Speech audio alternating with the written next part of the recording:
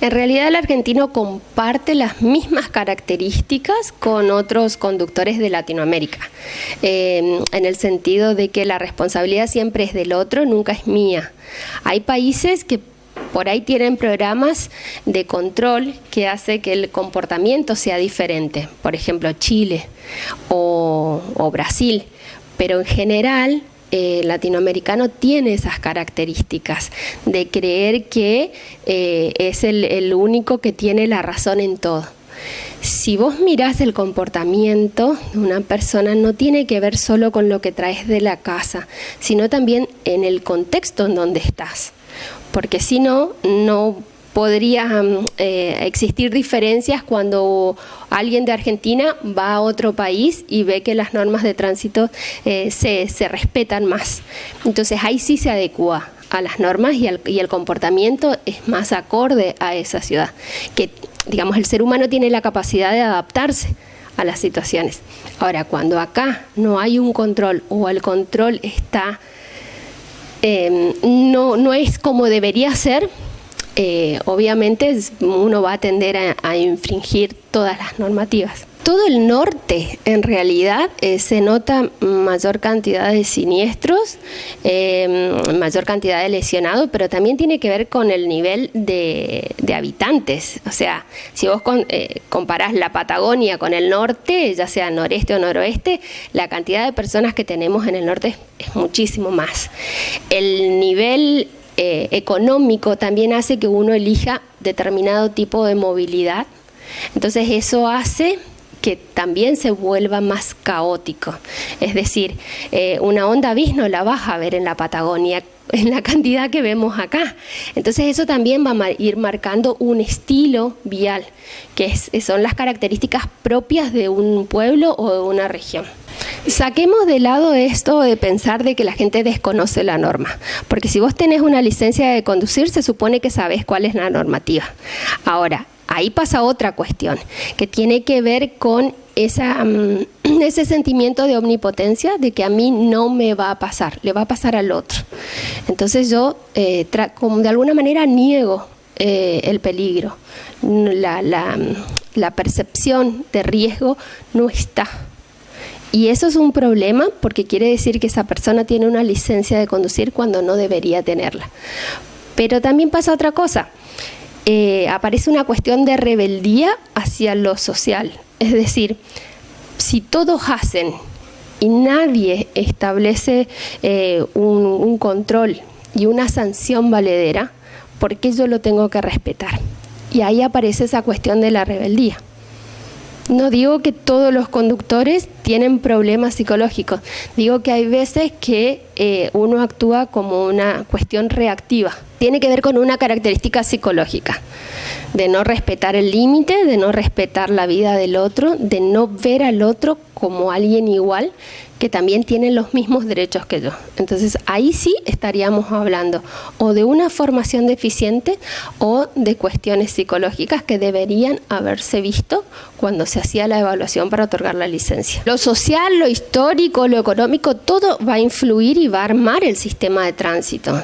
Es decir, como te decía hoy, las Hondas Bis la vas a ver en el norte, no la vas a ver en el sur. ¿Por qué? Porque el poder adquisitivo de la gente del norte permite que mayor cantidad de personas puedan acceder a ese motovehículo, pero también la cuestión climática o geográfica. Entonces eso va a ir marcando el tipo de vehículo que vos tengas.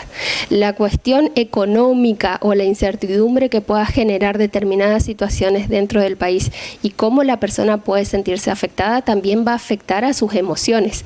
Si la persona no tiene la posibilidad de manejar sus emociones de modo adecuado, lo va a transmitir en su modo de manejar. Vos no te olvides que nosotros somos de una determinada manera y somos lo mismo cuando estamos conduciendo, pero potenciado. O sea, es como todo lo que nosotros tenemos adentro se va a potenciar cuando salimos a conducir. No sé si aquí están diseñados planes, pero hay países en donde tienen manejos de control de ira o hay programas en donde se le enseña a la persona a reconocer las emociones, porque acá hay un concepto muy importante que tiene que ver con la inteligencia emocional. La inteligencia emocional tiene que ver con la capacidad de que yo pueda reconocer cuáles son mis emociones. Cuando yo puedo reconocer mis emociones, sé de alguna manera cómo anticipar y cómo manejar eso para que no me lleve a una situación de crisis. Pero a su vez, eso también me permite mirar al otro y saber cómo está sintiendo o cómo va a reaccionar a partir de determinadas situaciones. Si un conductor no tiene eso, no existe posibilidad de que tenga un manejo adecuado de emociones y una conducción sana, si se quiere. Se podrían diseñar talleres para trabajar con los conductores, sobre todo conductores infractores, pero no solo conductores, sino también con el personal de control de tránsito del municipio y de la policía. Porque la realidad es que las situaciones violentas se dan desde los dos lados. Entonces, el ser humano necesita aprender a controlar sus emociones para mejorar su calidad de vida. Y los programas están, y cuando te da, por ejemplo, alcoholemia positiva, hay determinados tipos de programas de reentrenamiento conductual, le dicen ellos, que es un trabajo que se hace para modificar los comportamientos del conductor. Pero también hay manejos de control de emociones, o sea, son programas diferentes y que salen directamente de la Agencia Nacional de Seguridad Vial o de determinadas instituciones que trabajan relacionadas al Estado. Y esos programas llevan un tiempo entre 4 a 6 meses de trabajo con el conductor. En Bélgica te retienen la licencia ante alcoholemia positiva y tenés que pasar todo el programa. El psicólogo es el que te hace la evaluación final y envía el informe directamente a la Agencia Nacional de Seguridad Vial de modo cerrado. Nadie se entera cuál es su informe.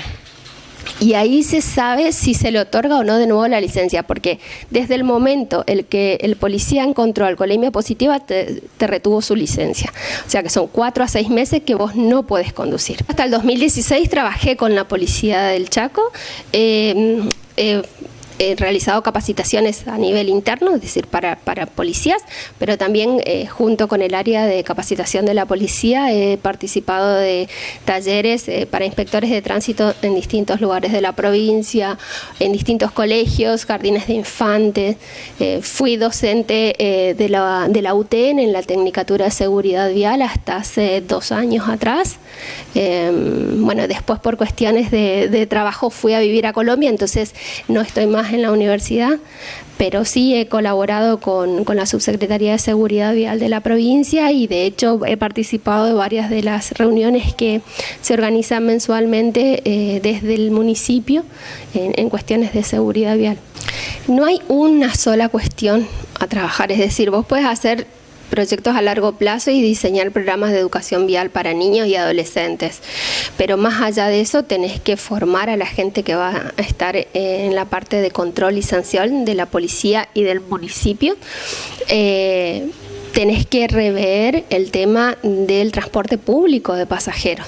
Es decir, ¿cómo vas a disminuir la cantidad de personas que se transportan en motovehículos, que es el gran problema en Resistencia, si no mejorás el transporte público? Es imposible, la gente va a seguir optando por la moto. Y no tiene que ver con una cuestión de si sale más barato o menos barato, porque en otros países el transporte público no es barato, pero la gente opta por el transporte público por el mínimo de tiempo que le lleva a trasladarse de un lugar a otro. Entonces, si vos mejoras el transporte público, obviamente vas a seducir a mayor cantidad de personas para que opten por eso. El problema del motociclista es que no hay programas para enseñar a conducir motos. Entonces, ¿quién te enseña a conducir una moto? La persona que te vende la moto. Vos te vas a comprar una moto porque pudiste sacarlas en cuotas o lo que fuera, y el vendedor te dice, mira, esto es fácil, haces así, así, así, listo. Y saliste arriba de la moto. Pero tu cabeza es el problema, porque vos entraste a ese negocio pensando como peatón y salís pensando como peatón, pero arriba de la moto. Entonces ahí vos ves un comportamiento claro, que los conductores de moto andan todos por arriba de la vereda, porque se siguen pensando como peatones. Entonces habría que rever esos programas. Los programas y los procesos de evaluación para otorgar la licencia. En los países realmente avanzados, el 90% de la población solicita la licencia, que es un derecho que tiene toda persona. Ahora, menos del 45% obtiene su licencia de conducir, que es porque el Estado no tiene la obligación de darte la licencia, solo se le da como una especie de premio a aquel que realmente es conductor de calidad. El tránsito es algo en movimiento permanente, entonces a medida que va evolucionando, para bien o para mal, la sociedad, también se refleja eso en el tránsito. Entonces vos tenés que diseñar programas de formación vial, pero también tenés que diseñar programas alternativos, reentrenamiento conductual, reentrenamiento emocional, para conductores con alcoholemia positiva, programas específicos, para conductores agresivos, otro tipo de programas, para personas que fueron víctimas de siniestros viales, porque eso también nos olvidamos.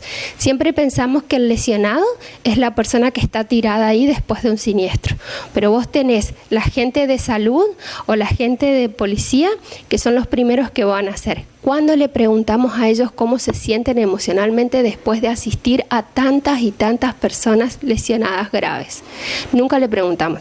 No hay programas para eso. Los testigos. Nadie presta atención a que vos vas caminando y te diste vuelta y viste una persona tirada.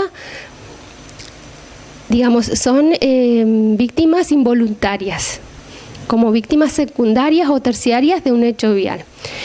No te olvides de la familia. ¿Qué pasa con esa familia a nivel emocional? Si vos mirás las estadísticas de Naciones Unidas, vos ves que dicen que hay más de 1,5 millones de muertos por año. Tenés 50 millones de lesionados físicos por año.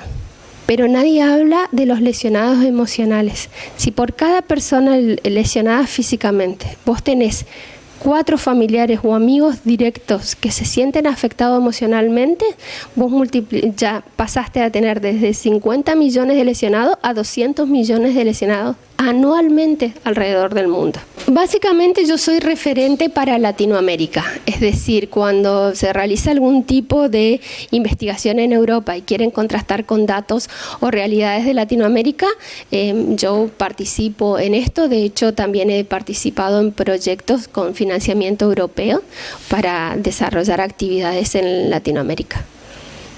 Por ahí, o sea, nosotros tenemos reuniones 2 veces al año. Por ahí a mí me cuesta participar de las reuniones por una cuestión de que siempre se organizan en Europa y los gastos siempre son míos, digamos, o sea, yo no tengo sponsor, entonces ahí cuesta un poco más, pero eso no significa que yo no siga trabajando con ellos en estas cuestiones. El año pasado yo organicé el Congreso Iberoamericano de Seguridad Vial acá en Resistencia. Dentro de los invitados vino un grupo con 16 policías españoles. Entonces me decían, Araceli, no te aflijas, porque así como está tu ciudad ahora, estaba Barcelona hace 20 años. Entonces, lo que hicimos nosotros en España fue formar a los policías y formar a los maestros, y trabajan en conjunto. Pero no es que yo me voy y doy una charla y listo, terminé porque cumplí con la currícula. Es un trabajo continuo que se hace durante todo el año. Y muchas actividades al aire libre, en donde realmente los niños son usuarios activos en la vía pública. Entonces, eso en 15 o 20 años vos realmente generás un cambio. Ahora, ¿qué haces con la gente que ya está? Que ya tiene sus mañas, si se quiere. Ahí tenés que hacer otro tipo de actividades. Tenés que hacer control, tenés que hacer sanción, pero una sanción real. Y sobre todo que el funcionario público tome conciencia que es ejemplo. Es decir, yo no puedo estar haciendo un control de tránsito y llegar al lugar de control de tránsito sin casco. Yo no puedo estar juzgando una falta y estableciendo una sanción cuando yo, como magistrado, infrinjo las normas y todo el mundo sabe y todo el mundo me ve. Entonces, también hay algo que se llama aprendizaje por imitación. Yo voy a imitar a las personas que tomo como referente. Entonces, es un trabajo muy grande que hay que hacer y que hay que empezar, si se quiere, de puertas para adentro. Primero la gente que va a salir a hacer el control o va a sancionar y después vayamos sobre la población. En uno de los congresos que fui desde Naciones Unidas decían que un pueblo que realmente logró avanzar en seguridad vial es cuando vos tomás como referencia, no sé, de enero a enero, de 2 años seguidos. Entonces vos mirás durante 2016 la cantidad de infracciones, la cantidad de lesionados que vos tuviste o muertos en accidentes de tránsito. Comparás con el 2017, disminuyó. Ah, buenísimo, entonces quiere decir que hicimos bien las cosas. No, hay otra cosa para mirar. ¿Qué es esa otra cosa? La cantidad de multas que se hicieron durante el año. Si disminuyeron las muertes o las lesiones y también disminuyó la cantidad de multas, significa que tus programas funcionaron. Si aumentaron la cantidad de multas, por eso disminuyeron las muertes, significa que estás tapando el sol con un dedo. Todavía estamos en pañales, hay mucho por hacer. Y sobre todo tiene que ver con trabajar el respeto hacia el otro y tomar conciencia de que todos somos usuarios y que no solo es el conductor el que tiene derecho o el que es responsable de las cosas, también somos los peatones, también son las personas que hacen el control. Si vos estás haciendo un control o cortando, como vos hablabas hoy de los piquetes, si la persona que está haciendo el desvío no sabe cómo hacer bien su trabajo para desviar, él mismo está generando el caos. Entonces, en sí, la ciudad está en pañales. Hay mucho trabajo por hacer.